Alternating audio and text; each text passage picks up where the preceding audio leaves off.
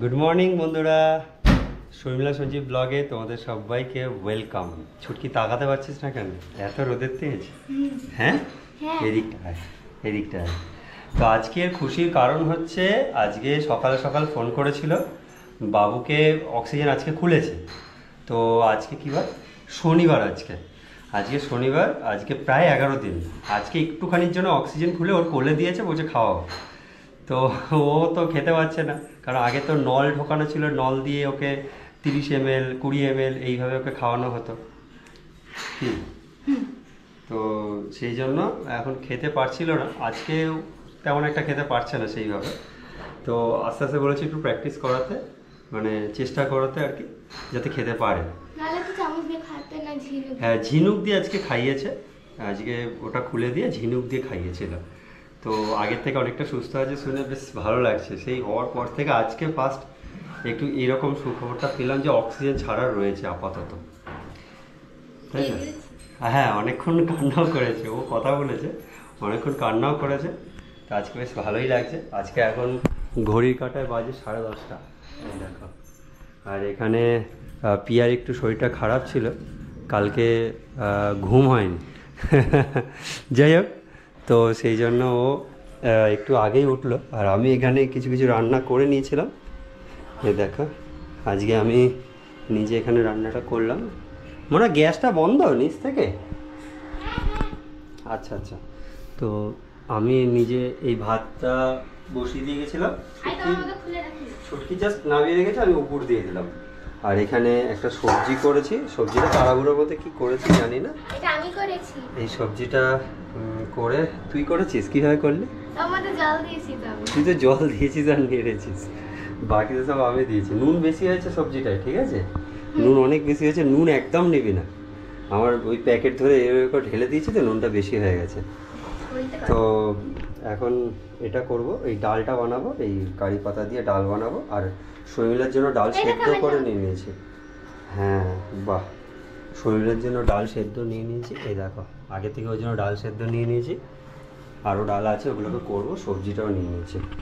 মামুনি ইয়ে করে খায় না কি এরকম যেরকম করছে এখন ডালটা? না, এখন ওইভাবে খেতে পারবো না। তুমি ডাল করতে পারো? ডাল করছি তো, ডাল আমি পারবো না ডাল করতে? কি লাইটার কথা রাখলাম মনে? তোমাকে দেখছে হয়তো। হয়তো দেখছে, তোকে দেখছে না কেন? শুধু আমাকেই দেখে, তোকে দেখে না। চল, এইদিকে আমাদের ঘরে রান্না বান্না হচ্ছে। দেখো, এটা হচ্ছে রাইসটা বয়েল করে রেখেছে, এটা ফ্রাইড রাইসের জন্য হবে। আর এটা হচ্ছে পোলাওটা কমপ্লিট হয়ে গেছে। পোলাওটা এখন এর মধ্যে ঘিটাও দেওয়া হয়ে গেছে। আর ওম বাইরের দিকে কাজ করছে। এখানে চিকেন কষাটা হয়েছে, চিকেন কষা রেডি হয়ে গেছে। আর এখানে কাকিমার এখানে গ্রিলটা লাগানো হচ্ছে।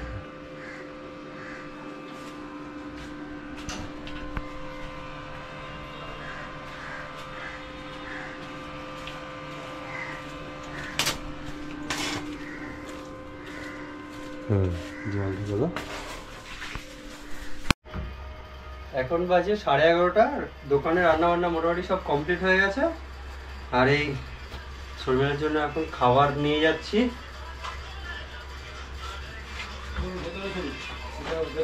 আর এই দেখো, তোমায় দেখিয়ে দিচ্ছি, রান্না বান্না এখানে কমপ্লিট হয়ে গেছে। এটা চিলি চিকেনটা জাস্ট হচ্ছে, লাস্টের দিকে একটু ফুটছে।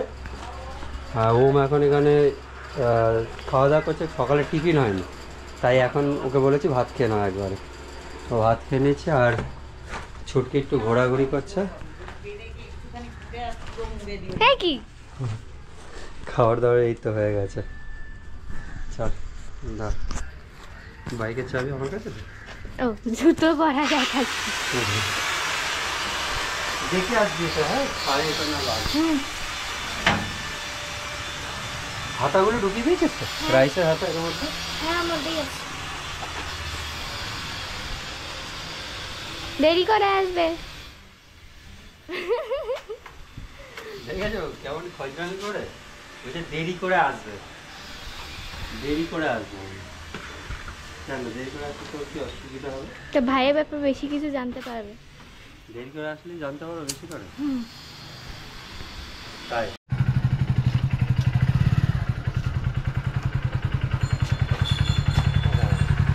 এই খুশি খুশি লাগছে না? হ্যাঁ হ্যাঁ। কি খবর? সেই টাটা। চলো টাটা।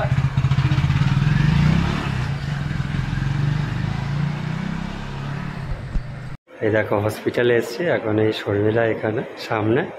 আজকে ভাবলাম বাচ্চার অক্সিজেন খুলে দিয়েছিল, ভাবলাম আজকে মানে ভালো লাগছিল, কান্নাও করলো, প্রথমবার কান্নার আওয়াজ শুনলাম, তা আবার অক্সিজেন লাগিয়ে দিয়েছে, মানে পারছি না বাইরে নিঃশ্বাসটা নিতে, আধা ঘন্টার মতো নিল, তারপর আবার সেই অক্সিজেন লাগাতে হবে। আর খাওয়াচ্ছে ওই আজকে আমার কোলেও দিয়েছিল খাওয়ানোর জন্য, কিন্তু না খাবার খেতে পারছি না, তো বাইরে খেতে খেতে একটা অভ্যেস হয়ে গেছে, ডাইরেক্ট খেতে পারছি। আচ্ছা সো বন্ধুরা, আমি এখন হসপিটাল থেকে চলে এলাম আমার দোকানে। তো দোকানে দেখছি ওম তো ভালোই ব্যস্ত ছিল, বেশ অনেক লোকজন ছিল, তো একা একা ওর সামলাতে একটু সমস্যা হচ্ছিল, বাট আমি চলে এসেছি। আমি অনেকটাই ওর হাতে হেল্প করে দিচ্ছিলাম, কারণ আমার মন পড়ে থাকে হসপিটাল থেকে আসার পরে, বাড়িতে আর যেতে ইচ্ছা করে না, মনটা পড়ে থাকে এখানে, কারণ দোকানে কি হচ্ছে আর কি অ্যাকচুয়ালি। তো ওম এদিকে বৃষ্টি পড়ছে, তার মধ্যে বেশ ভালোই ম্যানেজ করছে ও দোকানটা একা একা। আমি থাকতে পারছি না, ওর অনেকটাই খাটনি হয়ে যাচ্ছে আর কি। তো খাবার মোটামুটি অনেকটাই শেষের দিকে, আমি কিছুটা খাবার আমি লোকজনকে দেওয়া, প্যাকিং করা এগুলো করলাম, ও আমি দুজনে মিলেই করছিলাম। তো খাবারটা দেখলাম 2টো রাইসই শেষ হয়ে গেছে, অল্প চিলি চিকেন, চিকেন কষা রয়েছে, তো সেগুলো কিছু জনের জন্য তুলে আমি বাড়িতে আবার চলে আসবো বলে ঠিক করলাম। আমি ওকে বললাম তুমি সামলে নিয়ে আসো, আমি বাড়িতে যাই, বাড়িতেও আমার অনেক কাজ আছে। তো আজকে ওয়েদারটা পুরো দেখো ক্লাউডি ওয়েদার।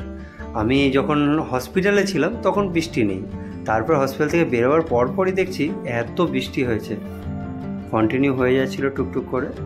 এই দেখো আমাদের চালাটার যে কী অবস্থা, সময়ও পাচ্ছি না, আর সময় পেলেই বা কী করবো, এমন অবস্থা হয়েছে, এটা লোক দিয়ে করানো ছাড়া কোনো উপায় নেই। এখন লোক দিয়ে করাবো সেটাও একটা সমস্যা, কারণ এখন চারিদিকে যে অবস্থা হচ্ছে দোকানগুলোর, সেই জন্য আমি এটা চাইলেও কিছু করতে পারবো না এখন। দেখো বন্ধুরা, ঘড়ির কাঁটা এখন বাজে প্রায় 4:05, আর এখন স্নান করে এলাম হসপিটাল থেকে, সোজা এসে চলে গেছিলাম দোকানে।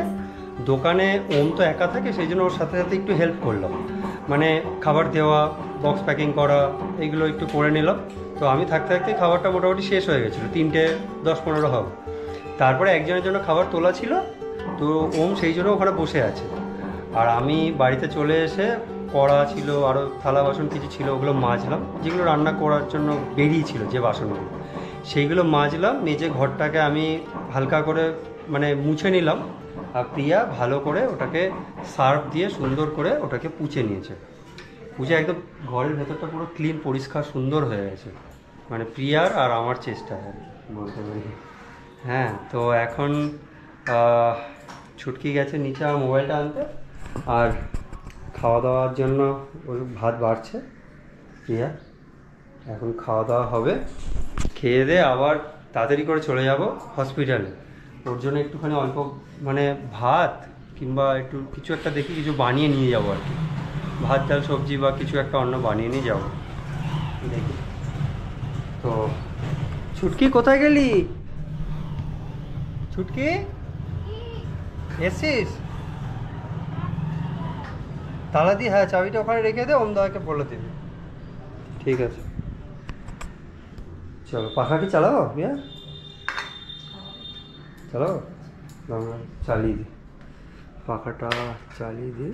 তো বন্ধুরা, আবার বেরিয়ে পড়লাম হসপিটালের উদ্দেশ্যে। এখন ওর জন্য খাবার কিছু বানানো হয়নি, তো আমি শুধু দুধ গরম করলাম, আর একটা বিস্কুটের প্যাকেট, আর একটা জিনিস ওর জন্য নিয়েছি, তোমরা দেখতে পাবে, ওকে ওখানে গিয়ে দেব। তো এখন যাচ্ছি রাস্তা থেকে, হসপিটালের দিকেই যাচ্ছিলাম। রাস্তাঘাটে ভালোই একটু ভিড়, জ্যাম যাই হোক ছিল। তো এখন হাওড়া হসপিটালের ভেতর দিকে ঢুকবো, এই হচ্ছে গেট, দেখো হসপিটালের গেট। এখন এই ভেতর দিকে ঢুকছি, ঢুকে বাইকটা পার্কিংয়ে রেখে যাবো ওপর দিকে। পৌঁছে গেলাম এখন হাওড়া হসপিটাল। এখন প্রায় 7টা বেজে গেছে। একটু লেট করেই এলাম, কারণ শর্মিলার সাথে দেখা করতে গেলে না এই টাইমটা পারফেক্ট টাইম। আমার মনে হয় এই টাইমে আসলে ফাঁকা থাকে, তোর সাথে দেখাটা ভালোভাবে হয়ে যায়। তো এই বাইক রেখে দিয়েছি, আর ক্যামেরাটা ধরে আছে হচ্ছে প্রিয়া। চলো এখানে দাঁড়িয়ে আছে, হয়তো ভেতরে আসবে, জিনিসপত্র নিয়ে আসো। আসছে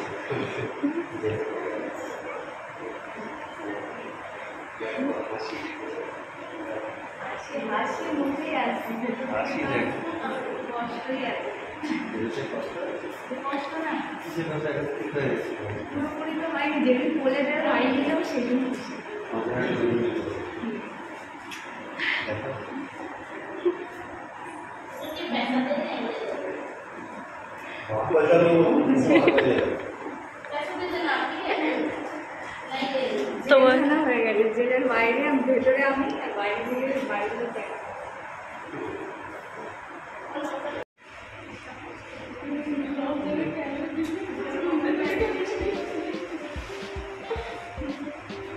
তো শর্মিলার সাথে দেখা করে আমরা বেরিয়ে পড়লাম এখন নিউ মার্কেটের দিকে।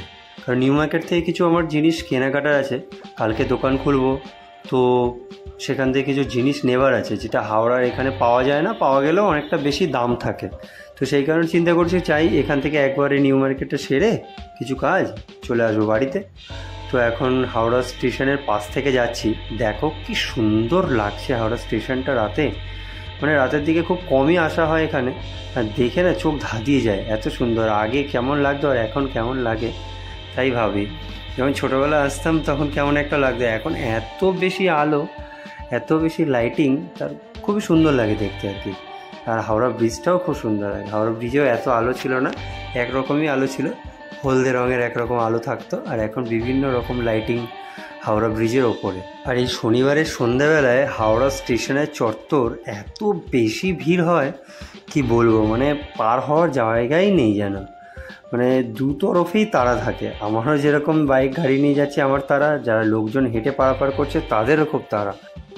চলো কথা বলতে বলতে দেখো ব্রিজের ওপরে পৌঁছে গেলাম। আর এখানেও বাসগুলো এমনভাবে দাঁড়িয়ে থাকে যে একদম গাড়ি নড়ার জন্য জায়গাই থাকে না। তো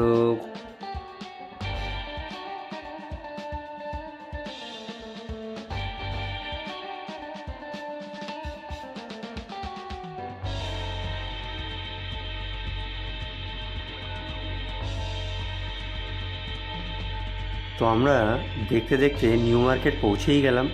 নিউ মার্কেটে এসেও প্রচণ্ড গাড়ির ভিড়, আওয়াজ, মানে মাথা পুরো খারাপ হয়ে যাচ্ছিল। সেই জন্য কী করব, বাধ্য হয়ে এখানে আওয়াজটা বন্ধ করে ভয়েসটা দিতে হচ্ছে, কিছু করার নেই। প্রচণ্ড সব গাড়ি একসাথে হর্ন মারছে। তো আমরা একটা দোকানে দাঁড়িয়ে, এই রাস্তার পাশে একটা দোকানে দাঁড়িয়ে জিনিসপত্রগুলো কেনাকাটা করব। তাই দোকানটা একটু এগিয়ে আছে, সামনের দিকেই আছে। আমরা আস্তে আস্তে এগোচ্ছি। এবার দোকানের সামনে গিয়ে জিনিসগুলো কিছু কিনে নিই। তো একটা একটা করে বলে ঠিক করেছি, তাই মনে পড়ছিল না, একটু দাঁড়িয়ে থেকে মনে করলাম যে কী নিতে হবে। তো একটা একটা করে আমি বলে দিচ্ছি। আর প্রিয়াকে বললাম তুমি একটু ক্যামেরাটা ধরেই দাও, মানে মোবাইলটা আর কি, তুমি একটু ধরে দাও। তো প্রিয়া ধরে দিচ্ছিলো, আমি ততক্ষণ জিনিসগুলো সব বলে নিলাম ওনাদেরকে কী লাগবে। ওনারা গুছিয়ে আমাকে দিয়ে দিল, আমাকে বাইক থেকে নামতেও হয়নি, আমি নামিনি বাইক থেকে, ততক্ষণে পুরো সব গুছিয়ে আমাকে দিয়ে। কি তোর মুখটা এরকম ফোলা কেন, কি হয়েছে? কি ওটা? ডেয়ারি মিল্ক এমনি খাচ্ছিস? বাহ ভালো। তো ঘর ঝাড় দেওয়া তো, ওটা ডাস্টবিনে ফেলে দিস, ঠিক আছে? পড়তে গেছিলিস? ম্যাম পরীক্ষা নিয়েছে আজকে? তোর পরীক্ষা নিয়েছে? ব্যাস এটাই। কালকে রবিবার, কাল সকালে কখন উঠবে? 9টা? কালকে আরও তাড়াতাড়ি উঠবি, 9টায় উঠলে হবে না।